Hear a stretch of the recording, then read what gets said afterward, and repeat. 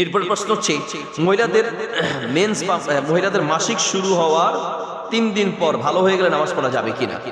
মহিলাদের মেন্স কতদিন পর্যন্ত থাকে এটার উপর নির্ভর করবে। সাধারণত মহিলাদের একটা নির্দিষ্ট সময় আছে, মাসে এতদিন, কারো 3 দিন, 4 দিন, 5 দিন, 6 দিন, 7 দিন, এইরকম।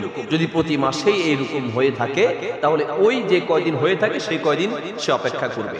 কিন্তু যদি সে মনে করে যে আমার আগে 4 দিন হতো বা 5 দিন হতো, 3 দিনের পরে যদি আপনি শিওর হন যে আপনার কোনো রক্ত দেখা যাচ্ছে না, আপনি একদম পবিত্র হয়ে গেছেন, যদি পবিত্র হয়ে যান, শিওর হন, তাহলে আপনি নামাজ শুরু করতে পারবেন।